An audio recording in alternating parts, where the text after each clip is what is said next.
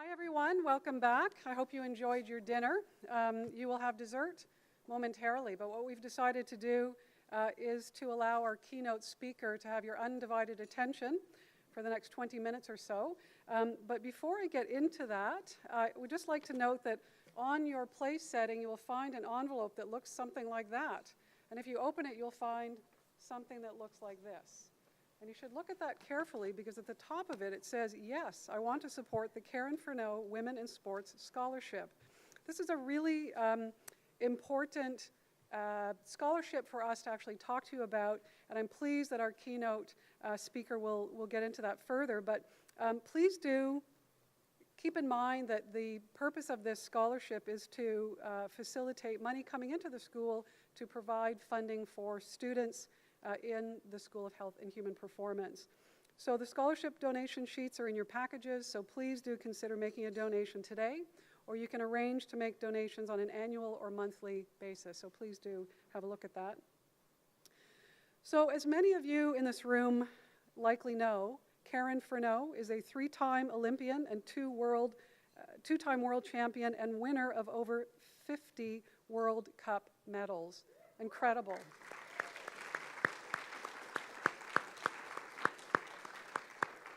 Karen is a two-time finalist for Canada's Female Athlete of the Year and four-time winner of Nova Scotia Female Athlete of the Year. Karen has been honored with the Queen Elizabeth II Golden Jubilee Medal, the 2013 recipient of the Progress Women of Excellence Award for Health and Wellness, as well as the Charles Yatman Award for Sport for Persons in the Americas. Most recently, Karen was part of the CBC broadcast team in Rio at the Olympic Games.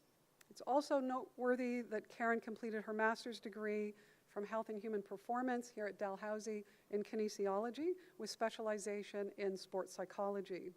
Karen holds multiple certifications and has undergone extensive team and leadership training through Cornell University. In 2010, Karen founded a proactive corporate health and wellness company, I Promise Performance, Inc., which coaches client companies to build a culture of strong health resulting in strong performance. Karen is most passionate about engaging and empowering youth and donates her time with the Nova Scotia Sport Hall of Fame education program. In January 2016, Karen launched #StrongBeauty, an empowerment and mentorship program for girls aged 12 to 15. I am personally and professionally thrilled and honored to introduce Karen Furneaux, who will offer the keynote address for our 50th anniversary celebration. Please join me in welcoming Karen Furneaux.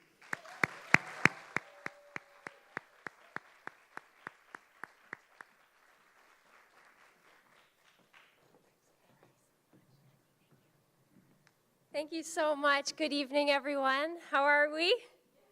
Good? Awesome. Thank you so much for being here. And I'm thrilled to be invited to speak here this evening, so thank you all. I'm just going to grab my notes, sorry. All right. Well, I knew from about when I was in grade 10 that I wanted to be a Dalhousie Tiger. I'm from Waverley, and Waverley is an old gold mining town, and it's a small town, but my canoe club was Chima, and the colors of Chima Aquatic Club are black and gold. So I was a member of the Chima Aquatic Club from when I was about 3 years old, learned how to swim there, and eventually learned how to paddle there, and I guess black and gold kind of runs through my veins, so I have a huge passion for this school. And it's my honor to be here today and to be able to give back. One of the things that I also always did in my racing career, my former life, is I always used to listen to Eye of the Tiger. And that was my favorite pump-up kind of pre-race song. And later it became Back in Black. But I had so many great memories and just kind of just similarities, I guess, to many of the varsity athletes here at Dalhousie. So I was fortunate and honored to be part of 3 different Olympic teams and Pan Am Games and the World University Games. along with 17 different world championships. And it was my absolute honor to be able to represent Canada. And this summer, I was able to go back into the Olympic arena and actually experience sport from a completely different side as part of the CBC broadcast team. And that was just an unbelievable experience. It was totally different, and it was absolutely special. I'd never, ever been to Rio, and I absolutely suggest that if you have the opportunity to go and seize that opportunity. It's a fantastic country with so many passionate people and very active people. It's amazing. There's people out walking and cycling and skateboarding and swimming and surfing, and it's just an amazing people. But it was my experiences here at Dal that, and I actually got to spend a very long tenure here at Dal. About 10 years was the duration of both of my degrees while I was concurrently competing around the world. But it was those experiences at Dal that really honed my skills and honed, I guess, my confidence in my learning abilities and my just my approach to academics and things like that. And it actually fueled, it spawned really my interest in wellness, health and wellness in general, and really was the birth of my company, I Promise Performance, which is now 7 years old, I'm proud to say. And it also spawned my passion to work with kids through our Nova Scotia Sport Hall of Fame, an organization that I'm extremely passionate about.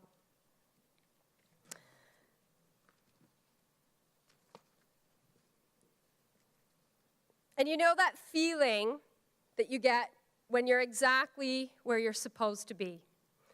I always feel that at Dal.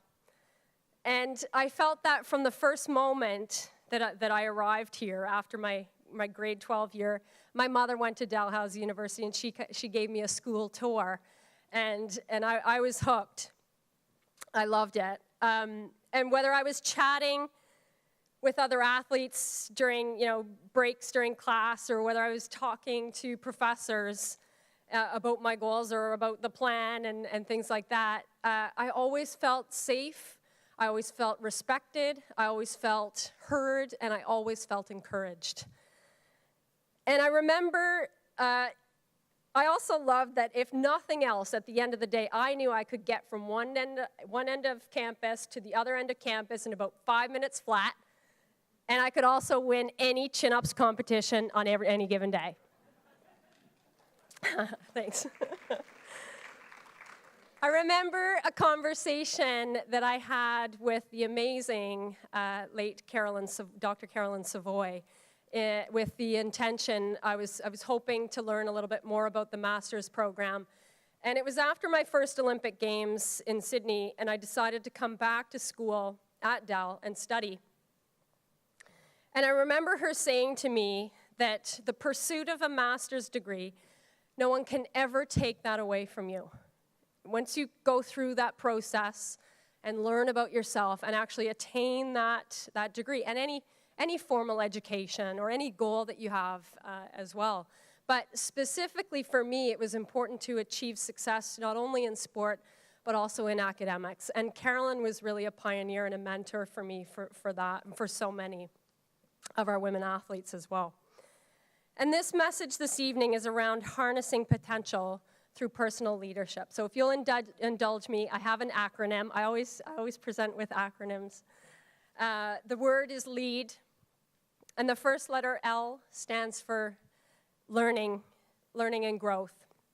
So just for a moment, I'd like each and every one of you to think back over your careers here at Dal, or your time and your contribution. I want you to think about the person in your life that's been the most significant impact for you, to be who you are today, where you are right now.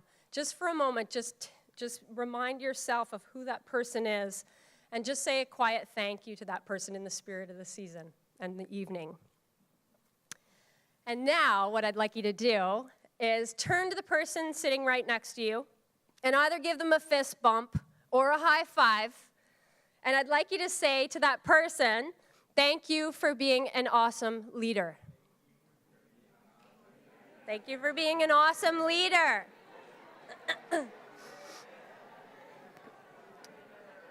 Awesome, thank you. And I'm high-fiving all of you. And now what I'd like you to do, is give yourselves a big bear hug, like a really good massage of the shoulders and the neck area, right? And I want you to say to yourself, thank you for being an awesome leader. Thank you for being an awesome leader. So each and every one of us has the opportunity to lead, and each and every one of us has the opportunity to be led or to be mentored. And I just wanted to take that opportunity to acknowledge that. So thanks for doing that. And my dad always shared with me one of his he always does words of wisdom, and one of his biggest words of wisdom to me is always to be honorable in your intention and your effort, and be your best self. And that to me is so, so meaningful. And he also taught me that the gold is always in the journey. It's not always at the top of the mountain. And I have a little story that I want to share with you guys just to kind of illustrate that. So this story goes back to the year 2000, which was I was just finishing my undergraduate degree here at Dal, and I loved exercise physiology. And so this was the Olympic Games in Sydney, and I remember preparing for that race like it was the race of my life, right? It was 4 years that I'd prepared for it, and it was the race. It was the day of the final. And I remember waking up the morning of that final to hurricane force winds, 90-kilometer winds that day. Who's tried kayaking in this room? Right? Am I right? It's so intensely hard to kayak in the flat water, let alone in the wind. And that day, I remember literally trying not to fall in the water. Waves were crashing over the front of the boat, and I was trying not to swallow water. And somehow, we ended up on the start line at 4 o'clock in the afternoon. We were supposed to race at 10 o'clock that morning. And the whole day was like a whirlwind. You know, you were called on and off the start line. It was chaos. And being on that start line finally at 4 o'clock in the afternoon, I was ready, but I was terrified because I didn't know if I was going to make it down the race course or not. So about partway through that race, you know, waves are crashing, the boat's bouncing. We're trying every fiber of our being. I was racing in the double, the K2. And we were tight in with about 5 crews. There was 5 of us in a line.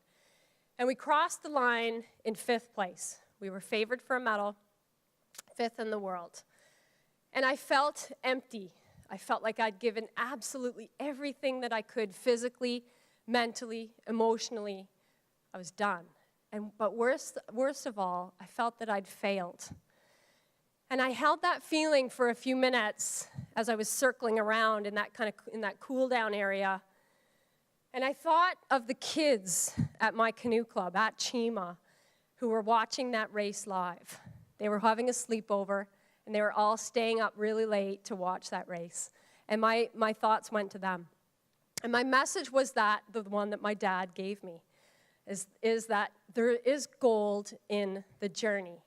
That gold is not, some of us get that amazing moment where we stand on the top of the mountain or the top of the podium and it all fits and it all works. But a lot of the times it's about that challenge, and it's about, learning a bit about ourselves and figuring out who we are in those challenging times. Well, one of the most challenging times for me, aside from that, was 4 years later. I was preparing for the Athens Olympic Games, and I was diagnosed with a disc hernia at L5 and S1. And I love that I can say that, and you guys know exactly where I mean in the body. But so that disc hernia taught me that personal learning around how to navigate challenge, how to do things a bit differently, because I couldn't train the way that I was currently training and still be able to manage that injury. But, times of challenge and times of that, where our personal grit is tested is where we learn the most about ourselves. And that, to me, is of value, and it's the gold. So there's black and gold, just like us, in every single moment. And that's really what I took from that. I also knew the minute that I started at Dal that I could be the best in the world being right here in Halifax. And I loved that because my coach was here and my training group was here. And I walked into Dal, and one of my first meetings, Dr. Nigel Kemp was my academic advisor, and I knew he coached a world champion and world record holder. And I hadn't attained that level yet in sport. And I knew also, I met Dr. Sandy Young. And what an amazing man he was, and what a spirit to our Nova Scotia sport history, and his contribution to sport in general as well here in the Atlantic provinces. And it really was through that meeting that I was introduced to the Nova Scotia Sport Hall of Fame, of which I'm so passionate and deeply involved with now. And I remember one of our class assignments, he took us all, the whole class, to the Nova Scotia Sport Hall of Fame induction night. And who was being inducted that night? There was no coincidence. It was my first ever coach and her coach, who is actually our club founder. So it was Ann Dodge and Frank Garner. So right from that moment, I knew I was in the most amazing place in the world to study. And that to me meant the world.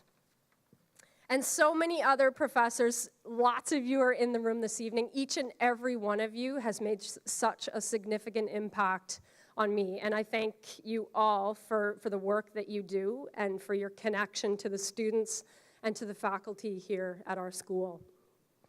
E stands for energy, and each of us are responsible for our own energy. We wear our energy like we wear our clothes. And we can choose it, we can put it on, and we can embrace it. And I remember after the Olympic Games in Sydney, that was really where I had the spark in my mind to study and really intensively study the mind and how the mind works. And it got me into those sports psychology conversations. And through my master's degree and then on into further education, I got to go down to the HeartMath Institute in California and study and be part of the group down there. And it's amazing research around resilience and just the awareness of emotions and its impact on our health. And that's really in large part the corporate work that I get to do now with companies and with kids as well. And with energy, it's whatever you give, you always receive back tenfold. And I'm a big believer in that, in that energy. A stands for attitude. And being an idealist and an optimist is in my nature. It's my parents are the same way. But it was, I remember having a conversation with my coach after the Olympic Games, and we were just, there was a group of us, and we were all training on the lake in Waverly, and he kind of took us aside and was challenging us a little bit on our work ethic. And I said to him, "Chum, it's only practice." And he told me exactly. So the practice is so important, right? The process. The energy that you bring, the attitude that you bring, the day-to-day stuff. And I always found it was interesting that he never ever called it a workout. It was always practice. And there was a different intention and energy around that when he said that.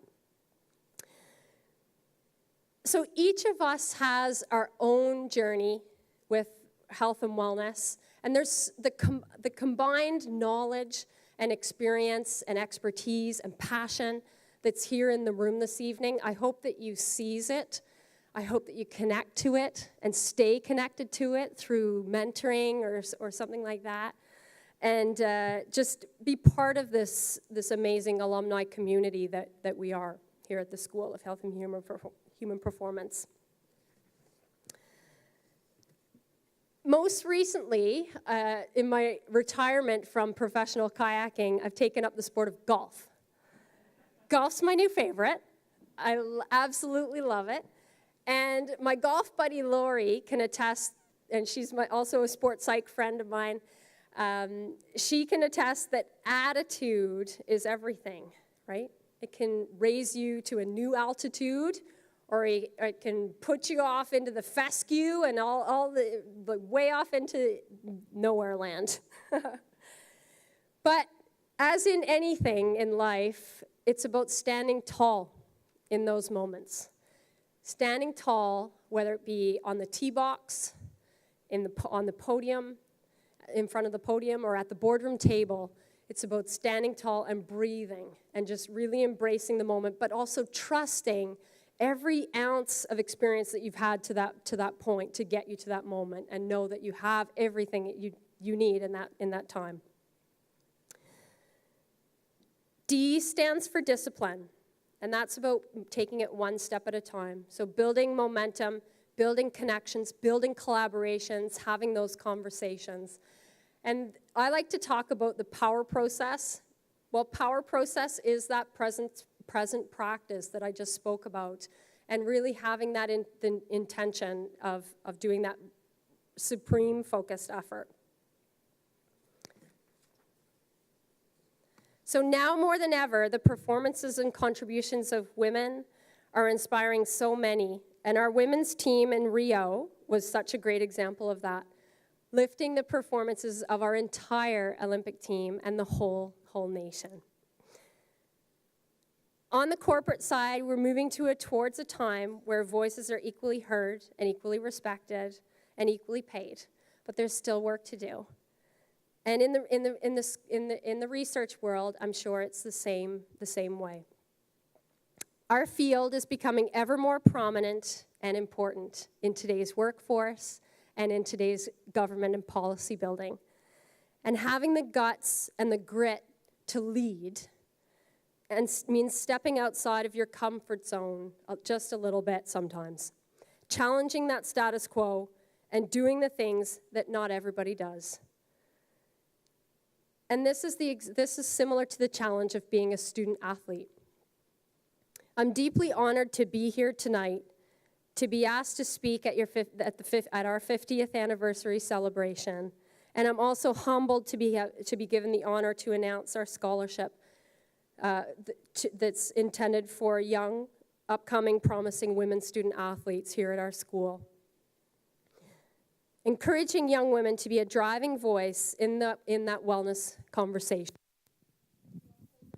Values and vision, and to live them fully and be able to communicate them with the intention of helping people.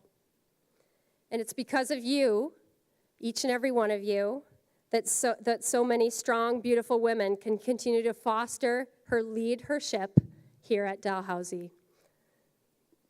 I'm excited to announce the Karen Furneaux Scholarship for Women in Sport Fund officially open. Thank you so much, and enjoy the rest of this evening.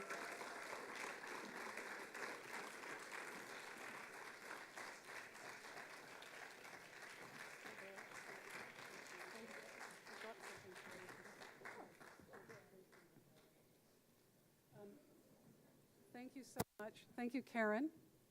Is this back on? Yes, it is. Thank you, Karen, very much for that inspiring talk. Very much appreciated. Dave has just gone to go grab a little, yes, a token. Wrong one. No, a token of our appreciation. Thank you so much. Thank you.